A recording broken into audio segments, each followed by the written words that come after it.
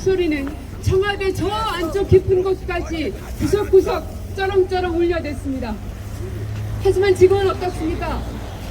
국민들 품으로 들어가겠다고 말했지만 윤석열 대통령은 야당의 목소리에도 국민들의 목소리에도 광장의 목소리에도 어느 하나 귀 기울이지도 않고 그저 무시로 일관하고 있습니다. 이렇게 얘기하는 것이 무슨 소용이 있나?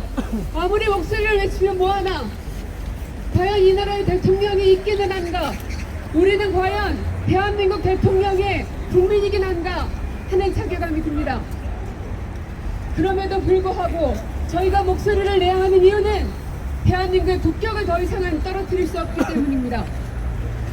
언론에 대해서 좋든 싫든 지금까지 매개 역할을 해오며 대한민국을 지탱해왔습니다. 저희 민주당, 야당도 때로는 언론의 보도에 서운하고 화가 나기도 합니다. 그럼에도 불구하고 언론이 그 역할을 해야 되는 이유는 민주당이 집권을 하든 국민의힘이 집권을 하든 그 누가 집권을 하든 권력에 대해서 투명하고 공개적으로 따끔하게 질책할 수 있는 누군가는 남아있어야 되기 때문에 언론이 필요한 것 아닙니까? 부끄럽습니다. 우리 언론의 상황이 어쩌다 이 지경까지 왔는지, 그렇게 언론 자유가 보장받던 대한민국의 국격이 어떻게 이렇게 한순간에 무너질 수 있는지 참담합니다. 본인의 욕설 발언으로 외교 참사를 일으킨 건 윤석열 대통령 당사자입니다. 그럼에도 불구하고 거기에 대해서 문제를 지적하는 언론사와 그리고 문제를 제기하고 있는 해당 기자 한 명에게는 마녀 사냥식으로 좌표를 찍어가면서 탄압을 일삼고 있습니다. 해당 기자는 심지어 신변의 위협까지 느끼고 있다고 합니다. 그 사실을 모를 리 없음에도 불구하고 윤석열 대통령과 이 정권은 눈 하나 깜짝하지 않고 있습니다. YTN은 공영방송으로서 지분을 왜 그렇게 갖고 있어야 하는지 수십 년 전에 이미 결정났음에도 불구하고 민영화를 하겠다, YTN 지분을 매각하겠다 서슴없이 칼날을 휘두르고 있습니다. TBS는 마음에 들지 않는 보도를 한다고 해서 마음에 안 드는 언론인과 마음에 안 드는 프로그램이 있다고 해서 지원금을 중단하는 조례를 통과시켰습니다. 도대체 대한민국의 언론을 어디까지 망가뜨릴 겁니까? 국격과 경제를 무너뜨리는 것은 순식간입니다. 하지만 오늘의 대한민국을 세우는 데는 수십 년의 세월이 흘렀습니다. 마지막으로 윤석열 대통령께 감사의 말씀도 한마디 전하겠습니다. 당신 덕분에 민주주의가 얼마나 중요한지 알게 됐습니다. 당신 덕분에 제도와 정치와 법이 민주주의의 기둥임을 알게 됐습니다. 그리고 윤석열 대통령 당신 덕분에 언론의 자유가 얼마나 중요한지 알게 됐습니다. 저는 우리 대한민국의 언론의 자유를 수호하는 수많은 언론인들과 그리고 언론의 자유가 중요하다고 얘기하시는 모든 국민들과 그리고 전 세계 언론의 자유를 중요하다고 외치는 전 세계의 시민들과 함께 대한민국 언론의 자유를 끝까지 지켜내겠습니다. 함께해 주십시오. 고맙습니다. 네, 이 자리에 계신 언론인 여러분들도 다 같이 함께해 주시기를 기원드립니다. 다음은 김승원 의원님의 발언이 있겠습니다. 윤석열 검찰의 편파 수사가 주제입니다. 존경하는 국민 여러분, 국회의원 김승원입니다. 국민에 충성해야 할 수사기관이 검찰공화국 문이 열림과 동시에 권력의 앞잡이가 되어 무자비한 칼날을 휘두르고 있습니다. 어느 하나 잘한 것 없는 윤석열 정부가 몰두하는 것은 야당 탄압을 위한 표적 수사, 편파 수사, 짜맞추기 수사뿐입니다. 민주당 당대표와 국회의원은 물론 국회 본청과 야당 당사까지 무차별적으로 압수수색을 진행하고 있습니다. 대선 이후 민주당에 대해서만 무려 230건 이상의 압수수색이 가해졌습니다. 가히 검찰 왕국입니다. 탈탈 털어도 나오지 않으니 수사의 방향성을 돌리고 있습니다. 검찰은 유동규, 남욱 등 대장동 사건의 주요 혐의자들을 풀어주면서 이재명 대표와 주변 인사들만을 표적으로 삼고 있습니다. 회의와 겁박으로 없는 제도 만들어 내려는 듯 말을 바꾼 남욱에게는 징역 1년에 솜방망이 구형을 내렸습니다. 이마저도 부족한지 문재인 정부를 향한 대대적인 수사와 함께 과거 무혐의 결론이 났던 성남FC 사건과 추미애 전 장관 특혜 휴가 의혹 등을 다시 파헤치고 있습니다. 반면 본인들에 대한 수사는 어떻게 되고 있습니까? 공소시효가 얼마 남지 않은 김건희 여사 도이치모터스 주가 조작 의혹에 대한 객관적인 물증들이 쏟아지고 있음에도 단 한 번의 강제 수사가 없습니다. 심지어 그 어머니 최은순 씨는 지인과 통화하면서 도이치모터스 건은 본인이 한 일이라고 자백까지 했음에도 강감무소식입니다. 고발사주 주요 혐의자 김웅에게는 선거에 영향을 줄 의도가 없다는 이유만으로 무혐의를 내리기도 했습니다. 검찰은 민주당 앞에서는 굶주린 사자가 되고 대통령 가족 앞에서는 온순한 양이 되는 것입니까? 이를 편파수사, 정치 탄압 수사가 아니라면 대체 무엇이라 할 수 있겠습니까? 국민도 이를 알고 계십니다. 54% 이상의 국민이 민주당을 향한 정치 수사임에 동의하셨고 60% 이상의 국민이 검찰 수사를 신뢰하지 않는다고 답하셨습니다. 윤석열 검찰에게서 그 어떤 공정과 상식도 찾아볼 수 없습니다. 윤석열 검찰은 오직 민주당 말살을 목표로 하고 있습니다. 오늘 대통령실 앞에서 비통한 심정으로 외칩니다. 윤석열 정부는 민주당을 향한 정치 탄압 수사를 즉각 중단하고 위태로운 민생을 위해 전념하십시오. 이상입니다. 네, 고맙습니다. 네, 그 다음은 검찰과 함께 야당 파괴에 앞서고 있는 감사원에 대해서 말씀 있겠습니다. 김영배 의원이십니다. 예, 김영배입니다. 감사원에 대해서 말씀드리기 전에 민주주의가 무너지고 독재 정치가 시작이 되면 어떤 일이 발생하는지에 대해서 우리가 지금 똑똑히 목도하고 있는 일에 대해서 우선 잠깐 말씀드리고 감사원에서 말씀을 드리겠습니다. 지금 화물연대가 파업을 하고 있습니다. 왜 화물연대가 파업을 한 줄 아십니까? 지난 6월달 윤석열 정부가 들어서고 화물연대는 파업을 시작했습니다. 그리고 그 당시에 국토교통부가 두 가지 약속을 했습니다. 첫째, 안전운임제 지속적으로 추진하겠다. 둘째, 지금 정상화되지 않은 국회가 원구성 합의가 되어서 정상화되면 바로 국회에다가 지난 2년 반 안전운임제 시행의 결과와 성과를 보고하고 그 결과에 따라서 법안 처리를 하겠다. 지금 5개월이 지난 이 시점까지도 국토교통부는 한 번도 화물연대 노동자들과 협의를 하지 않았습니다. 그리고 화물연대가 화가 나서 문제제기를 하고 파업을 예고하자마자 이상민 행안부 장관은 경찰 투입을 예고하면서 공안 탄압을 예고했습니다. 심지어는 이 문제의 주무장관인 국토부 장관이 입장을 밝히기도 전에 중앙재난안전본부라고 하는 털거리를 활용해서 행안부 장관이 회의를 주관하고 그 결과를 발표하면서 이 파업은 불법이므로 공권력을 투입해야 한다라는 입장을 밝혔습니다. 이것은 도저히 민주주의 국가에서 있을 수 없는 행태입니다. 행안부 장관은 중앙재난안전본부의 상임부본부장일지는 몰라도 화물연대 파업 사태가 재난입니까?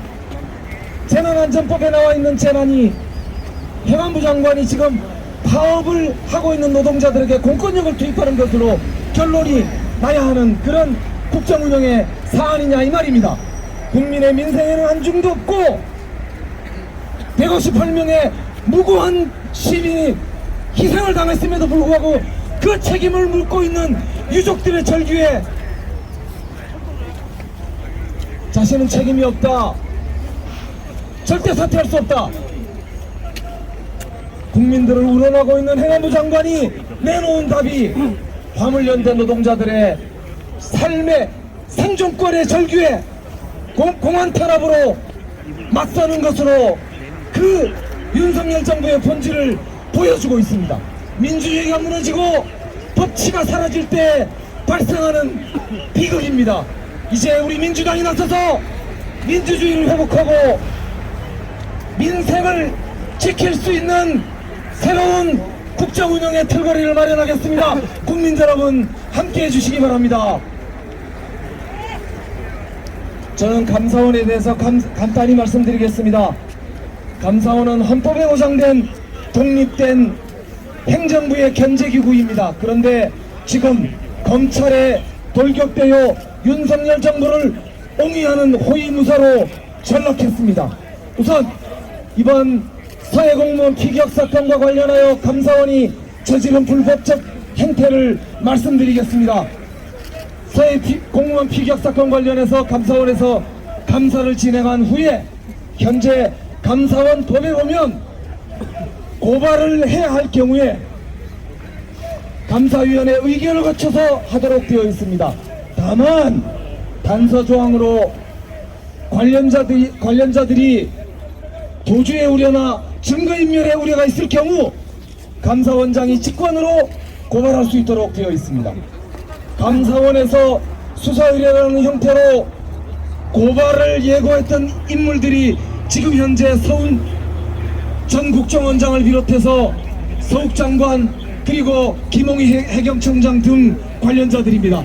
이분들은 이미 그 전에 검찰로부터 성실하게 수사를 받으면서 협조를 하고 있었습니다. 그리고 관련되어 있는 모든 증거 자료들은 현재 국방부와 국정원과 정부 부처에 고스란히 남아 있습니다. 따라서 어떤 증거인멸의 여지도 도주의 우려도 없는 것입니다. 그렇기 때문에 감사원이 수사 의뢰라고 하는 편법적 형태로 진행한 이번 감사원 중간 수사 결과 감사 결과 발표는 명백하게 감사원법을 위반한 불법적 형태인 것입니다. 단적으로 이 하나의 사실만 보더라도 감사원의 역사상 감사원이 그 간판을 내려야 될지 모르는 정말로 심각한 국기문란 사건이다, 이렇게 볼 수밖에 없는 상황입니다. 감사원이 또다시 월성원전과 관련한 감사를 진행하고 있고 수사도 진행되고 있습니다. 전임 정부 청와대 정책실장과 관련 비서관의 압수수색이 진행되었다고 합니다. 이제 더 이상 두고 볼 수가 없습니다. 정책적 판단과 정무적 판단을 하지 못하는 선출된 정부가 무슨 의미가 있습니까? 이 말은 민주공화국으로 대통령을 선출할 필요가 없어진다는 뜻이 됩니다. 이제 민주공화국의 근간을 흔들고 있는 감사원과 그리고 검찰 그리고 윤석열 정부에 맞서서 민주주의를 수호하는 투쟁은 우리의 국민의 삶을 지키는 투쟁인 것입니다. 국민 여러분들과 함께 민주당은 끝까지 싸우겠습니다. 민주주의를 지키겠습니다. 고맙습니다. 네, 수고하셨습니다. 네, 다음은 대한민국 육군 대장 별4 출신의 김병주 의원님이십니다.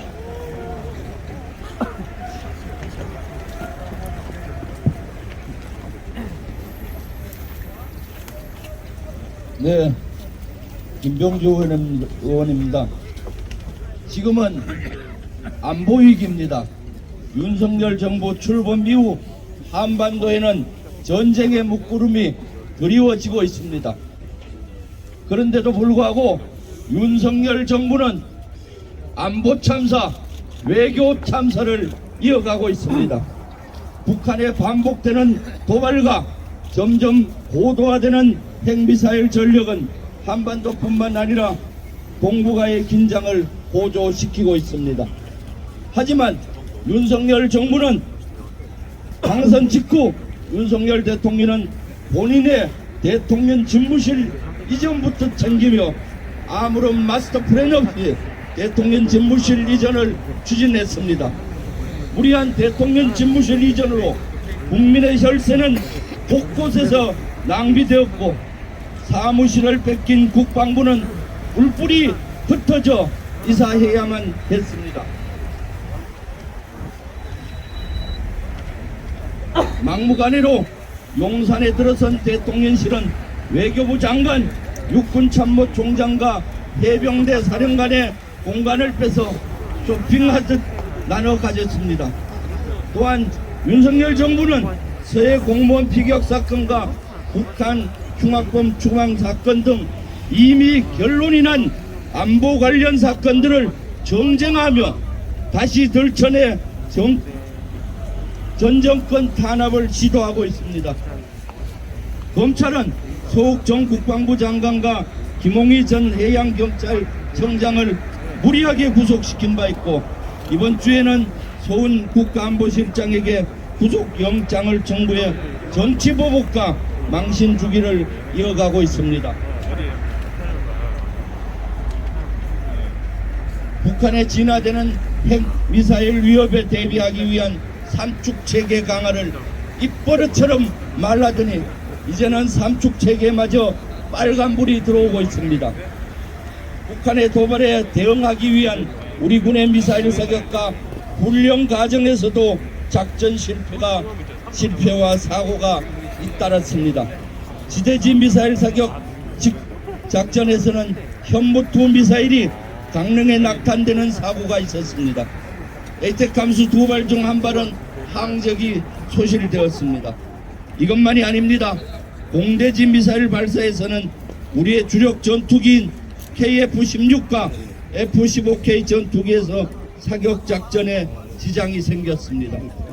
중대한 차질입니다.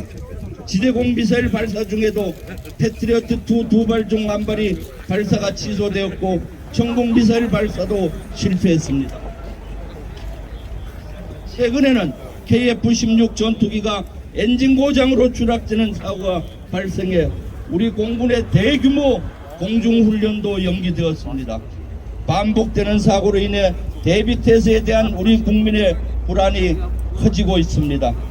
대통령부터가 우리 군을 쉽게 보고 희생만 강요하면서 안보를 정치하고 있기 때문입니다. 이러니 대비태세가 확립되지 못하고 국민들의 안보 불안이 확산되고 있습니다.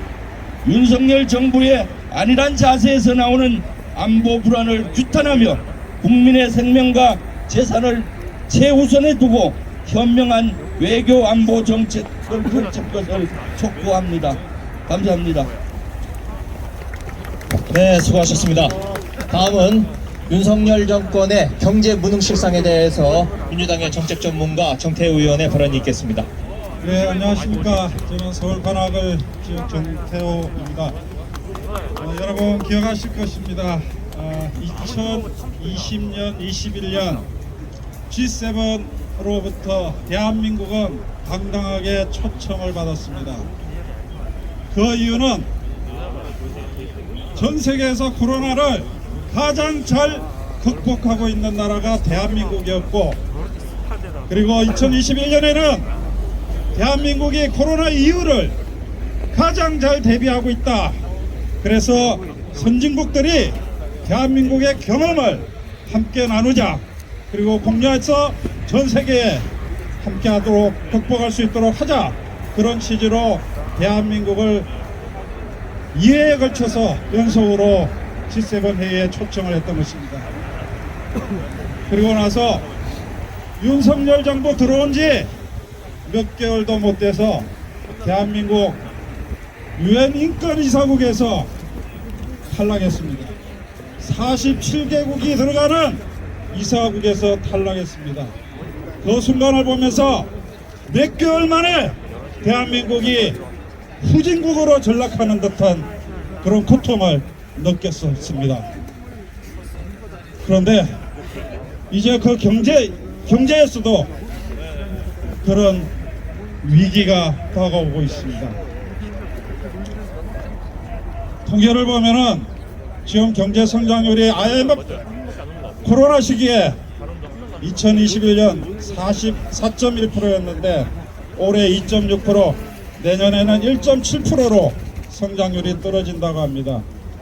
최근에 발표된 무역 수지에 보면은 올 연말 11월 달에 벌써 누적 무역수지 적자가 400억 불에 이른다고 합니다. 우리의 주요 수출국 중국에 큰 흑자를 내왔었는데 적자로 돌아선 지 몇 개월 됐습니다. 이런 일들이 우연인가요?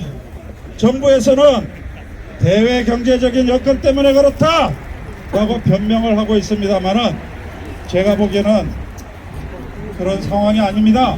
바로 이 윤석열 정부의 경제에 대한 무관심, 무능해서 그 원인을 찾을 수 있습니다. 제가 예를 들겠습니다.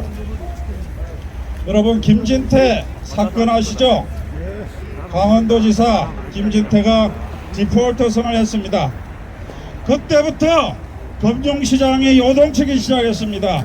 기업은 채권을 발행할 수가 없고 은행은 제2금융권은 자금을 조달하기 위해서 채권을 발행해야 되는데 팔리지를 않습니다. 채권 시장이 마비가 돼서 그야말로 돈맥경화라는 말이 나오기 시작했습니다. 내년 초에는 부도나는 기업이 나온다라는 그런 소문이 횡행하고 있습니다. 그야말로 경제 위기가 다가오고 있습니다. 제가 국정감사장에서 이렇게 질문을 해봤습니다. 추경호 경제부총리에게 김진태 도지사로부터 사전 협의를 받은 적이 있냐? 전혀 없었다. 그럼 알고 있었냐? 몰랐다. 대통령실로부터 혹시 그 소식을 들었나? 못 들었다. 그럼 대한민국 정부는 뭐 했냐? 몰랐다. 한결같이 답은 몰랐답니다. 이게 정부입니까? 이게 중요한 결정을 하면서 2,500억을 갚으면 되는데 그 대책으로 50조 원을 정부가 집어넣어야 되는 이런 결과를 만들어내는 상황이 발생하는데 대한민국의 정부는 전혀 그 사실을 몰랐고 아무런 대책도 세워놓지도 못한 이 상황, 이게 정부입니까? 아니죠? 네. 그래서 지금 금융시장 리스크가 시스템 리스크라는 게 있습니다. 한국은행에서 최근 조사를 했는데 상반기에 전문가들이 26% 정도가 내년에 금융위기가 온다 이런 예측을 했는데 그게 58%로 늘어나고 있습니다. 이미 전문가들도 대한민국의 금융위기를 걱정하고 있는 상황이 됐습니다. 또 하나 예를 들까요? 미국의 인플레이션 감축법이라고 있죠. 대한민국 전기자동차를 수출해야 되는데 그 법이 지난 7월 27일 날 미국에서 통과되면서 우리나라에서 만든 전기자동차를 사실상 수출을 할 수 없게 돼버렸어요. 그런데 이 법이 통과되는 순간에도 대한민국 정부는 아무도 모르고 있었습니다. 심지어 8월 3일 날 미국의 가장 영향력 있는 정치인 펠로시 하원 의장이 대한민국을 방문했을 때 그 문제를 따질 수 있는 절호의 기회였는데 대통령은 펠로시를 만나지도 않았고 펠로시와 통하면서 이 인플레이션 감축법에 대해서 한마디도 꺼내지도 않았습니다. 왜? 모르고 있었기 때문입니다. 그 전에 한미정상회담에서 윤석열 대통령과 바이든 대통령이 만나고 나서 윤석열 대통령이 뭐라고 자랑했냐? 대한민국과 미국이 경제 동맹관계로 격상됐다라고 자랑했습니다. 그랬던 대한민국을 미국이 그야말로 한 방에 뒤통수를 친 사건이었습니다. 이런 상황이 오고 있는데도 대한민국 대통령은 한미 경제동맹이 있기 때문에 찬란한 미래가 있는 것처럼 국민들에게 정권 자랑만 하고 있었던 것입니다. 그렇습니다. 윤석열 정부의 경제 무능력, 경제 무관심 때문에 지금의 경제 위기, 지금의 금융위기가 다가오고 있는 것입니다. 여러분, 왜 그런 것입니까? 윤석열 정부 오직 정치 보복, 정치 탄압에 매달려 있기 때문에 경제를 신경 쓸 여유가 없는 것입니다. 그래서 우리가 경고해야 됩니다. 윤석열 정부 정신 차려야 됩니다. 이 나라의 경제를 만든 것, IMF를 극복하고 금융위기를 극복하고 코로나를 극복하면서 이렇게 만들어놓은 대한민국 경제 선진국이 그 경험을 공유해야 되겠다고 하는 이 대한민국 경제, 몇 개월 만에 윤석열 정부에 의해서 망가뜨릴 수는 없습니다. 경고합시다. 윤석열 정부 정신 차려라. 경제에 전념하라. 민생에 전념하라. 여러분 촉구합니다. 국민의힘으로 윤석열 정부가 정신 차릴 수 있도록 해주십시오. 그 중심에 저희 민주당이 서 있겠습니다. 저희 민주당이 정치 탄압을 단호히 제재하고 대한민국의 경제를 다시 살려내고 민생을 살려내겠습니다. 감사합니다. 네, 수고하셨습니다. 여러분들 많이 추우시죠? 가만히 있다 보니까 더 추운데 구호 한번 외치고 다음 순서로 진행을 하겠습니다. 제가 먼저 선창을 할 테니 여러분 3번 따라해 주시기 바랍니다. 안보불허한 경제무능 윤석열 정부의 언론 탄압을 규탄한다! 안보불허한 경제무능 윤석열 정부의 편파 수사를 규탄한다! 안보불허한 경제무능 윤석열 정부의 표적 감찰을 규탄한다!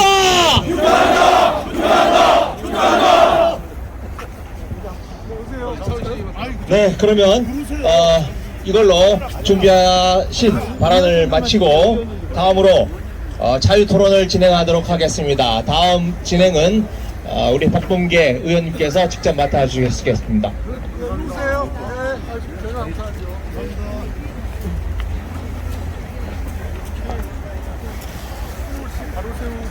이 자리에 함께 하시는 여러 당원 동지 여러분, 오늘 우리가 민주당이 이곳 대통령실 앞에서 처음으로 집회를 열었습니다. 많은 의원님들이 윤석열 정부의 검찰 독재, 감사원을 동원한 이중대 민생에 대한 경제 무능에 대한 아무런 능력이 준비가 되어 있지 않은 윤석열 정부, 영국의 언론과 언론 탄압에 대해서 조국의 현실을 인터뷰할 지경에 이른 이 나라의 헌법 유린 사태, 아까 박찬대 공동위원장께서 말씀하신 200 몇 대죠? 235대 0의 아무리 집권을 했다 하더라도 헌법과 법률이 엄연한데 정말로 이거는 해도 해도 너무한 거 아니겠습니까? 대통령의 입에서 국민의 직선제에 의해 헌법과 법률에 의해 뽑힌 대통령이 어떠한 고통이 따르는지 보여줘라. 저는 조선시대의 사극을 보는 듯한 느낌이었습니다. 민주당 이렇게 가만히 당하지 않을 것입니다. 우리 민주당 똘똘 뭉쳐서 이 검찰 독재 공화국 결연히 맞서 싸울 것입니다. 여러분, 우리와 함께하는 여러분들이 올해와 같은 박수로 한번 우리의 단결과 투쟁 의지를 높여봅시다. 여러분. 네. 오늘 김영호 위원장님께서 이끄시는 서울시당이 많은 협조를 해주셨습니다. 최민석 서울시당 대학생위원회 위원장이신가요? 나와 계세요?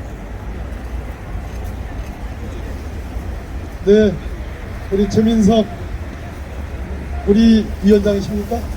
예, 최민석 동지의 규탄사를 한번 토론사를 들어보도록 하겠습니다. 큰 사람 박수 보내주시면 고맙겠습니다.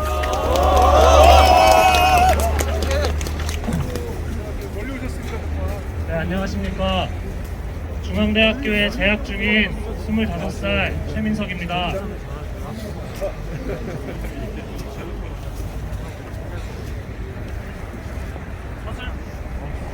서슬퍼런 군사독재 시절 위에 죽고 참에 살던 제 선배님들은 이곳 삼각지를 지나 전진 또 전진하며 민주화운동에 투신하셨습니다. 오늘 저 역시 선배님들의 그 정신을 이어받아 윤석열 정권의 서슬퍼런 검찰 독재에 저항하고자 용기 내 이 자리에 섰습니다. 대한민국 헌법 제1조 2항 대한민국 주권은 국민에 있고 모든 권력은 국민으로부터 나온다. 2017년 촛불혁명과 함께 대학에 입학한 제 마음을 언제나 불태우는 그러나 너무나도 당연한 한 문장이었습니다. 하지만 1979년 서울대 법학과에 입학한 윤석열이라는 학생의 헌법학책에는 이 문장이 없었나 봅니다. 검찰을 이용해 협치 파트너인 야당을 탄압하고 국민의 주권을 짓밟고 있습니다. 윤석열 대통령님, 한동훈 장관과 검찰 등기에 숨지 마십시오. 당당하게 나와 책임지십시오. 중부권 포구 사태, 연이은 국제무대 망신, 12.6 참사 등 반복되는 실정에 대한 탈출구는 제1야당 당사에 없습니다. 제1야당 국회의원에게도 없습니다. 제1야당 소속 광역자치단체장에게도 없습니다. 제1야당 대표에게도 없습니다. 아무리 압수수색을 하고 들쑤셔도 찾을 수 없을 겁니다. 모든 책임이 대통령님께 있다는 것을 국민들은 이미 알고 있습니다. 국민들은 속지 않습니다. 대한민국의 모든 권력은 국민으로부터 나오기 때문입니다. 대통령님께서 취임사에서 강조하신 자유, 인권, 공정, 연대의 가치는 도대체 어디 있습니까? 지난 6개월간 보여주신 것은 탄압, 억압, 위압, 제압이었습니다. 이게 국민이 주인인 나라입니까? 이게 국제사회에서 존경받는 나라입니까? 이게 나라입니까? 오늘 이 발언 때문에 제5평 남짓한 자취방에도 검찰의 압수수색이 들어올까 두렵습니다. 어쩌면 지금의 이 정치 탄압이 저 같은 일개 대학생, 일반 국민의 의견에 대한 탄압으로 이어지지 않을까 하는 제 우려이기도 합니다. 그러나 청년답게 맞서겠습니다. 중요한 건 꺾이지 않는 마음. 요즘 청년들 사이에서 유행하는 말입니다. 윤석열 대통령님, 중요한 건 꺾이지 않는 마음입니다. 마음껏 짓밟아 보십시오. 억압하고 탄압해 보십시오. 진실은 절대 꺾이지 않을 것입니다. 감사합니다.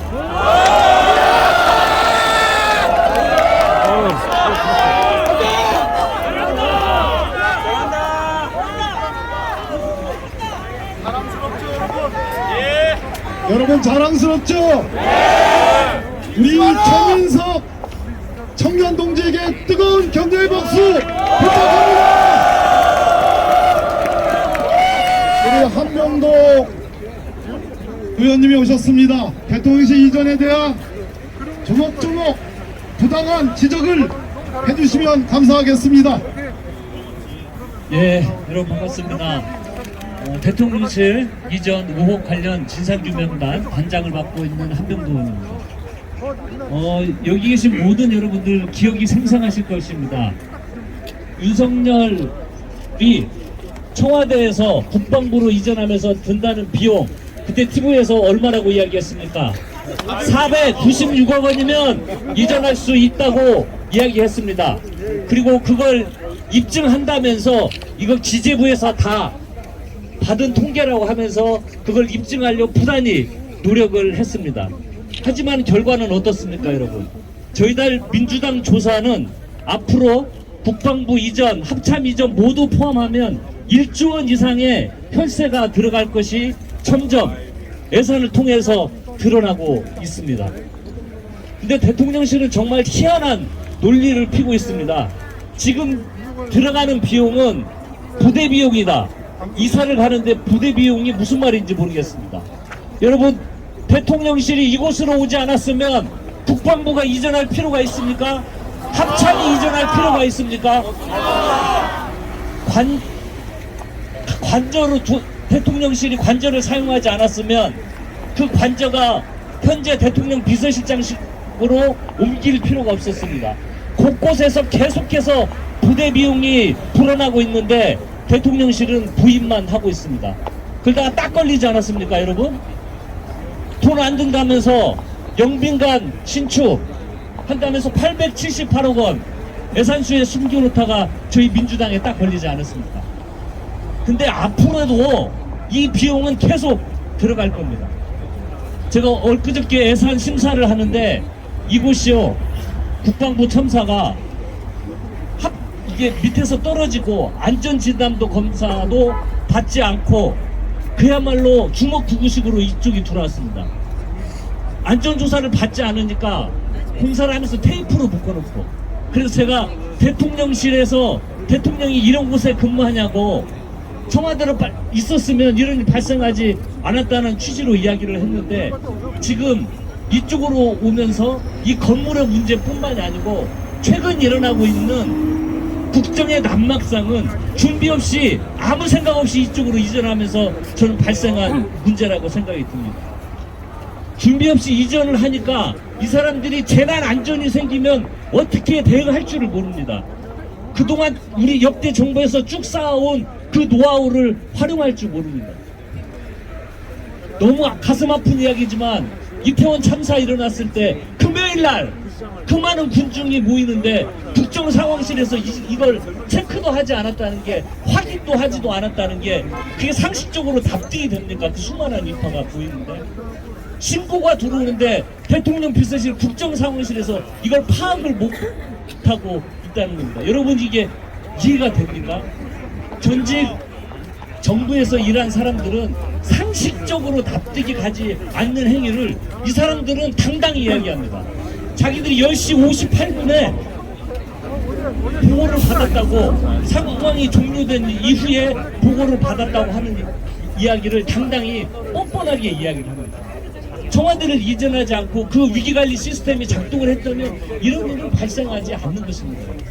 그래서 저는 이 모든 국정의 난맥상은 아무 준비 없이, 아무 생각 없이 어떠한 이유에서인지 갑자기 이 용산으로 이전하면서 그 수많은 국민 혈세를 낭비하고 국정의 난맥상이 그래서 발생하고 있다고 생각이 듭니다. 그래서 저희들은 앞으로도 끝까지 추적을 해서 혈세 낭비가 있는 것을 막아내겠습니다. 이것뿐만이 아니고 국정조사 TF는 정말 우연의 일치인지 어떻게 코바나 콘텐츠를 후원한 회사가 정말 능력이 있어서 관저 공사를 수주했는지 이것도 계속 밝혀내겠습니다. 그리고 대통령실의 사적 채용 문제도 불거졌습니다. 이것도 지속해서 밝혀내겠습니다. 그래서 국민의 혈세가 절대 헛되이 쓰이지 않도록 하고 현재 제기되고 있는 것들을 앞으로 계속 우리 정치탄압대책위원회에서는 밝혀내도록 하겠습니다. 감사합니다.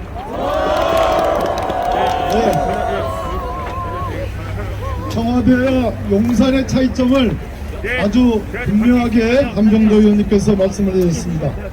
여러분들이 남아있는데요, 조금 짤막하게, 그렇지만 핵심을 찔러서 말씀을 해주시면 좋겠습니다.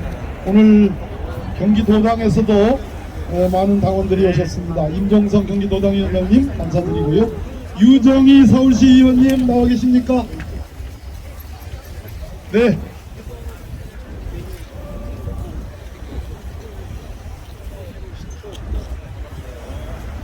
존경하고 사랑하는 국민 여러분, 그리고 더불어민주당에서 주최하는 윤석열 정권 규탄대에 함께하고 계시는 시민 여러분, 당원 동지 여러분 반갑습니다. 저는 정태호 국회의원님 지역구 출신 유정희 서울시의원입니다. 서울시의원을 대표하여 인사드리겠습니다.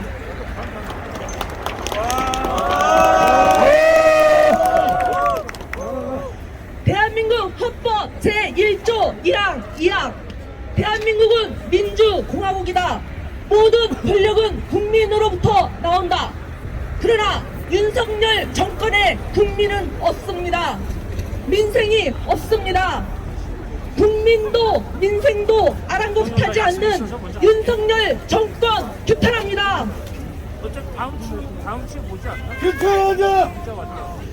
대한민국 헌법 제21조 1항 대한민국은 언론의 자유가 있습니다. 그러나 언론의 자유를 무시하고 억압하는 윤석열 정권은 언론이 없습니다. MBC, YTN, TBS는 언론 탄압의 시작일 뿐입니다. 언론 탄압하는 윤석열 정권을 규탄합니다. 대한민국 헌법 제33조 1항 노동 3권 보장합니다. 그러나 윤석열 정권은 노동자의 권리를 무시하고 노동자를 탄압합니다. 노동자 탄압하는 윤석열 정권을 규탄합니다. 말로는 법을 말하면서 실질적으로는 법도 없고 국민도 없고 민생도 없고 요만큼의 염치도 없는 윤석열 정권을 강력하게 규탄합니다. 마치 사이비 종교 같은 기괴한 윤석열 정권에 맞서 국민과 함께 당당하게 싸우겠습니다. 감사합니다.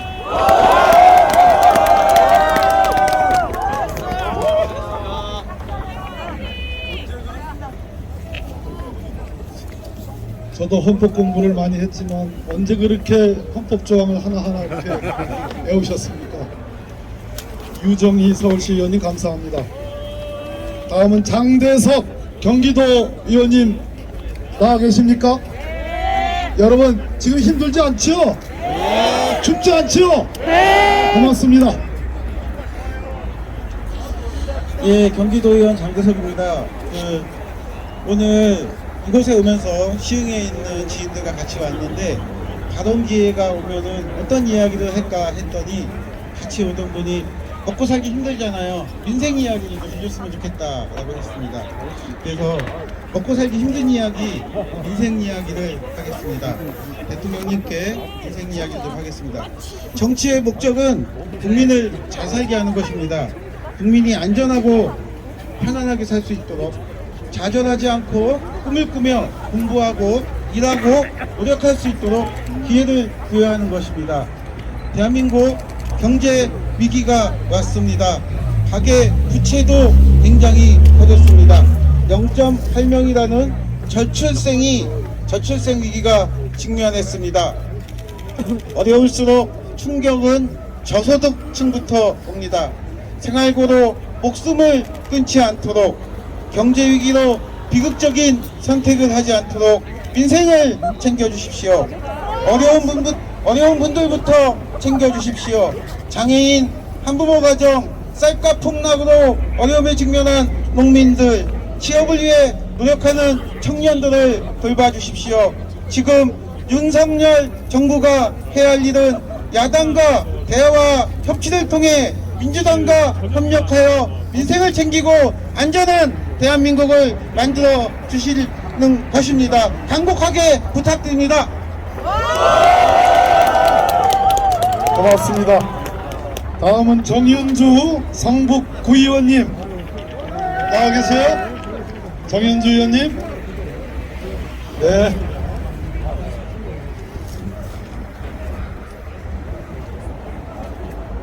네, 저는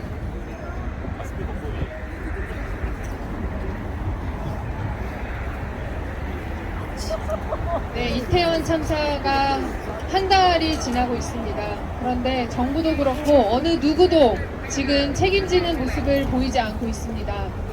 이태원 참사는 분명 막을 수 있는 사고였습니다. 대규모의 인파가 몰릴 것을 이미 예상하고 있었고 충분한 경찰을 배치했다면 이런 비극적인, 이런 황망한 현실을 마주하지는 않았을 것입니다. 경찰을 지휘 감독하는 곳이 어디이고 누구입니까? 바로 행안부 이상민 장관입니다. 그런데 어떻게 말하고 있습니까? 우리에게는 그런 권한이 없다. 이렇게 책임을 회피하고 말 바꾸기를 하고 있습니다. 대형 참사를 막지 못한 것도 있지만 윤석열 정부는 수습도 잘하고 있지 못하고 있습니다. 제가 어제 우연히 기사 하나를 봤습니다. 유가족이 아들의 시신을 인계하기 위해서 장례 절차를 알아보고 있는데 어떤 지자체도 어느 것도 시신을 어떻게 인계해야 되는지 방법을 알려주는 곳이 없어서 유가족들이 직접 그 방법과 절차를 알아보고 다녔다라고 합니다. 유가족은 말합니다. 왜 이런 것들을 정부가 도와주지 않고 나라가 도와주지 않고 우리가 하느냐, 이렇게 억울해하고 안타까워합니다. 그리고 호소합니다.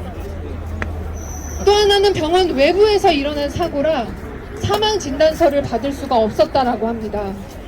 그래서 사체 검안서를 고향으로 이 사체 검안서를 받기까지 14시간이 걸려서 겨우겨우 장례를 치렀다라고 합니다. 지난 8월에 취임 100일 기념사에서 윤석열 대통령은 이렇게 말했습니다. 국민의 안전은 국가의 무한 책임이다. 국가가 다 책임져야 한다. 이런 취지로 얘기를 했었습니다. 그런데 이런 사태에 대해서 책임지는 사람 하나도 없고 진정한 사과도 없고 또 유가족들을 위로하지도 않고 있습니다. 일방적으로 합동 분향소를 설치하고 추모 기간을 설정하고 장례비와 위로비로 얼렁뚱땅 이 사고를 수습하려고 하고 있습니다. 국민과 유가족들이 바라는 것은 단 하나입니다. 진상을 규명하고 책임자를 처벌하고 이상민 장관을 해임하는 것입니다. 그리고 다시 국가가 국민이 안전하게 살 수 있도록 안전대책을 제대로 수립하는 것입니다. 저희 성북갑 지역위원회는 다시 한번 유가족들께 심심한 위로의 말씀을 드립니다. 그리고 진상규명과 책임자 처벌을 위해 끝까지 함께하겠다라고 다시 약속드립니다. 저희도 열심히 하겠습니다. 고맙습니다.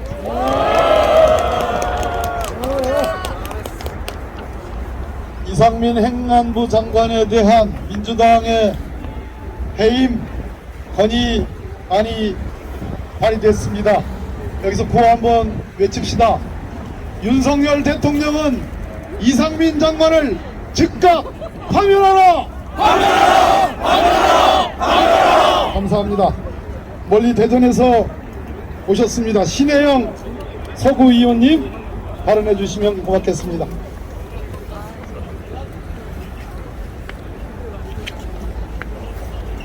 네, 안녕하세요.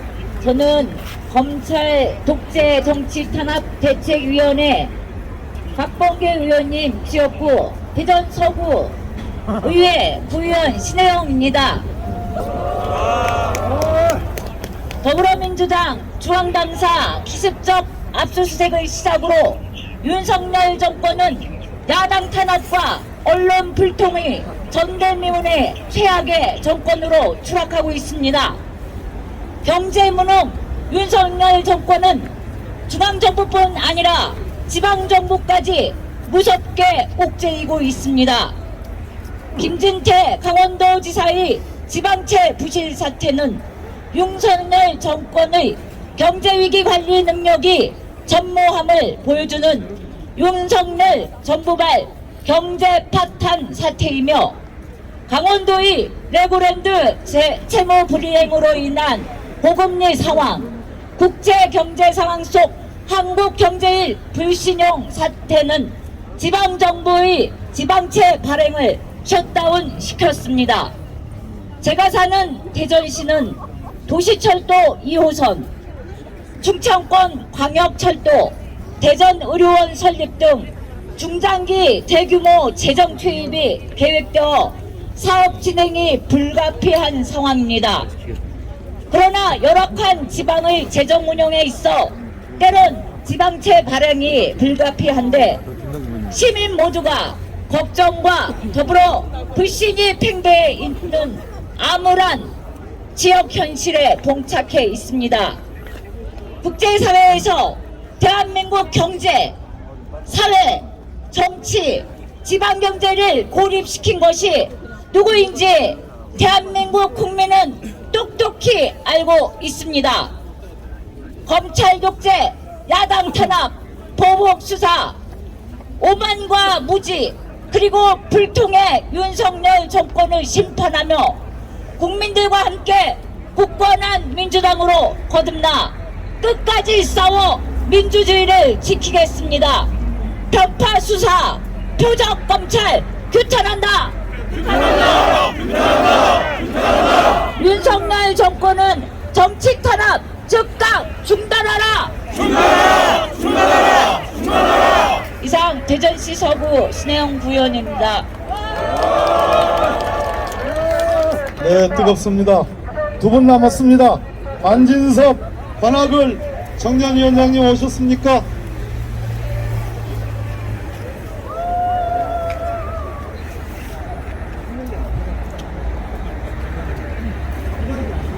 예, 안녕하십니까. 정태호 의원님 지역구 관악을 지역위원회 청년위원장 안진섭이라고 합니다. 반갑습니다. 제가 몇 해 전에 결혼을 했습니다.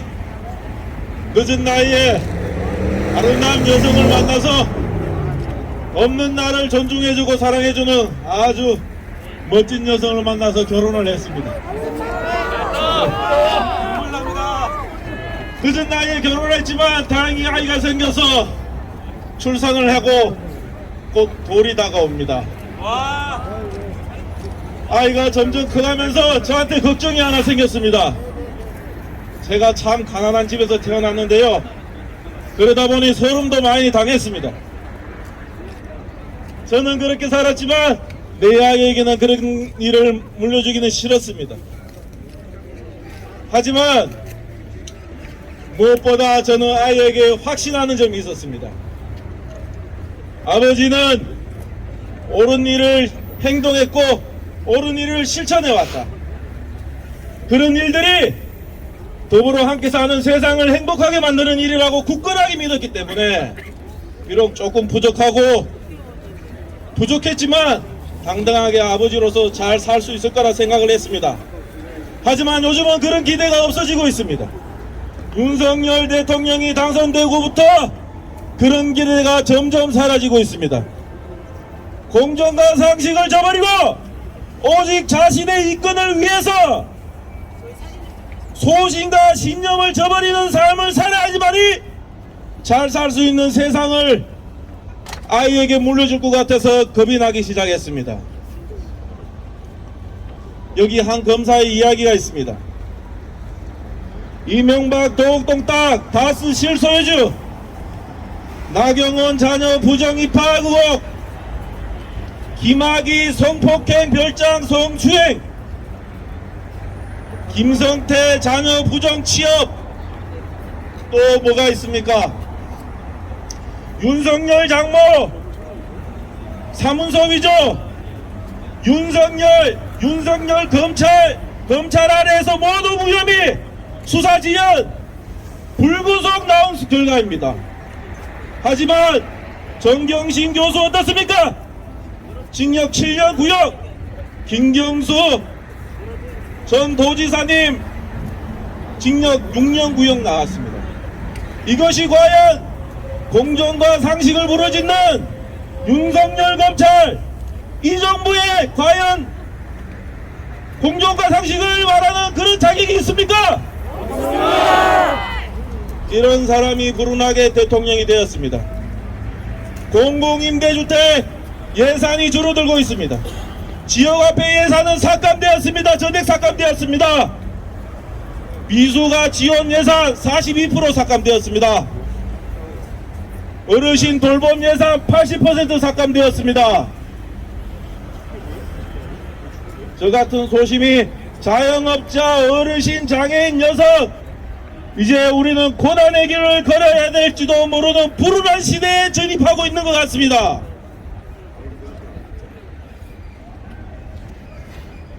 무엇보다 지난 한 달 전 꽃다운 청년 158명이 불운한 희생을 당했습니다.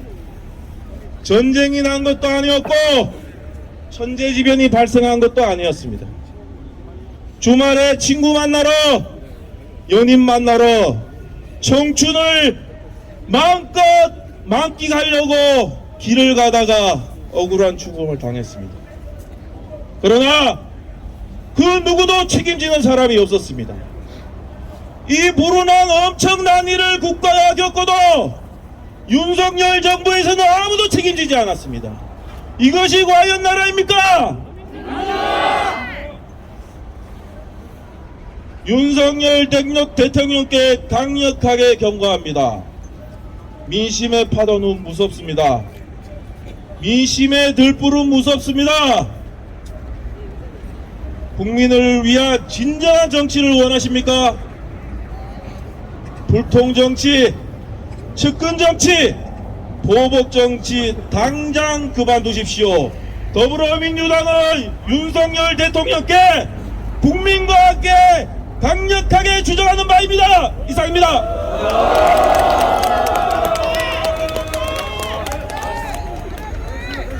네, 안진섭 관악을 청년위원장님 목소리도 정태 의원하고 닮은 것 같아요. 한 번 더 외쳐봅시다. 국정조사가 희미해지고 있습니다, 여러분. 이곳에서 불과 걸어서도 얼마 걸리지 않는 158명의 그 영혼들을 달래주기 위해서라도 반드시 진상규명하고 엄정하게 형사 책임을 물어야 됩니다. 윤석열 대통령은 즉각 이상민 장관을 파면하라! 마지막입니다. 이승희 경기도당 당원님 나와 계십니까? 네. 안녕하십니까. 저는 이모경 의원님이 지역위원장으로 계시는 광명갑 지역위원회 이승희 민원특보입니다. 윤석열 정부는 법치를 가장한 민주당 죽이기를 즉각 멈추십시오. 저들은 말합니다. 법을 무서워하는 사람은 범죄자밖에 없다고. 죄를 짓지 않았다면, 떳떳하다면 법이 무엇이 두려우냐고 말합니다. 착각하지 마십시오. 우리 민주당은 법이 두려운 것이 아닙니다. 법을 칼날 삼아 자기들 이익에 맞게 휘두르는 부패한 권력에 맞서는 것이고, 민주당이 물러서면 그 칼날은 결국 국민을 향하게 될 것이기에 그것이 두려운 것입니다. 맞습니까? 민주당 인사들을 향한 표적 수사가 단지 당대표가 겪는 개인적인 일, 국회의원이 겪는 개인적인 일, 전 청와대 안보실장이 겪는 개인적인 일이라고 생각했다면 저희는 여기 모이지 않았습니다. 사회적 안전망이 무너진 국가 재난 상황에도 아무도 책임지지 않고 오히려 야당 탄압에만 열올리는 정부를 향해 저들이 말하는 공정과 상식이 도대체 무엇이냐고 묻는 국민들의 외침에 민주당은 늘 그래왔던 것처럼 국민과 함께 같이 묻고 따지고자 이 자리에 섰습니다. 맞습니까? 우리 민주당은 앞으로도 국민과 함께 상식적인 것이 아니라면 묻고 공정한 것이 아니라면 따지겠습니다. 국민의 대표로서 한 명 한 명이 그 자체로 헌법기관인 국회를 향해 그 새끼들이라고 서슴없이 지칭하는 오만한 권력에 지지 않겠습니다. 맞습니까? 우리 민주당은 4.19 항거가 그러했듯이 5.18 민주항쟁이 그러했듯이 촛불 시민혁명이 그러했듯이 여러분과 함께 국민이 납득할 수 있는 공정과 상식을 지켜내겠습니다. 물러설 수 없습니다. 우리 민주당이 물러서면 권력의 칼날은 결국 힘없는 자와 소외된 자를 향하기에 우리 민주당은 물러설 수 없습니다. 맞습니까? 윤석열 정부는 법치를 가장한 민주당 죽이기를 즉각 멈추십시오. 민주당 죽이기는 결국 국민 탄압이고 민생 탄압입니다. 민주당을 죽이는 정부 말고 민주시민을 살리는 정부가 되어주십시오. 강력히 호소합니다. 윤석열 정부는 민주당 죽이기 멈추고 민생을 살리십시오. 감사합니다.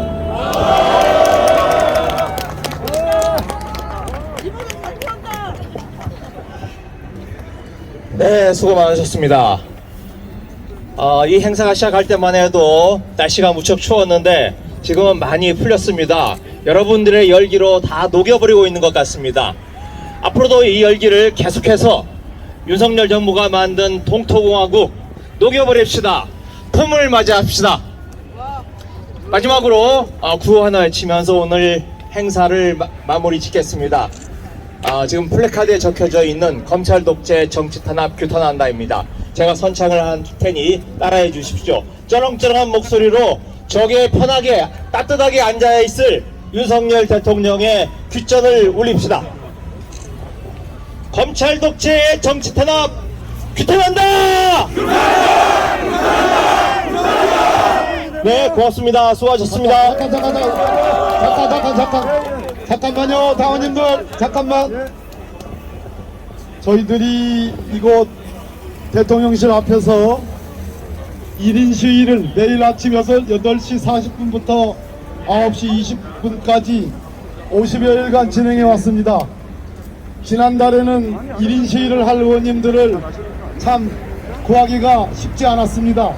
그 사정을 해서 1인 시위를 잘 때웠습니다.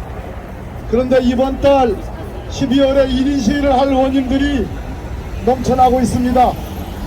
왜 그러겠습니까? 윤석열 정부 검찰 독재가 그 마각을 드러내고 있기 때문 아니겠습니까? 1인 시위를 그냥 그 한 분의 1인 시위로 맡겨주지 맙시다. 여기 나와 계신 서울시당, 경기도당의 당원 여러분, 아침 8시 40분부터 9시 20분까지 진행되는 1인 시위에 오셔서 격려도 해주시고 사진도 찍어주시고 함께 공감의 뜻을 표해주시면 고맙겠습니다. 오늘 내일 지난 지방선거 공소시효가 만료되기 때문에 여러분 과거 우병우를 한 사람 기억할 겁니다. 민주당 14대 0이었습니다. 기소가. 저는 이번 지방선거의 공소시효 만료에 따른 기소율을 보면 바로 그것이 윤석열 정부가 완전 편파적으로 민주당에 대한 탄압 수사를 하고 있다는 증거가 그대로 드러날 것이라고 생각합니다. 여러분들 아까 우리 안진섭 위원장께서 말씀하신 것처럼 고단한 길, 고난의 길, 이것을 넘어서 승리의 길, 민주주의를 지키고 민생을 회복하는 승리의 길에 함께 해 주십시오. 여러분 고맙습니다.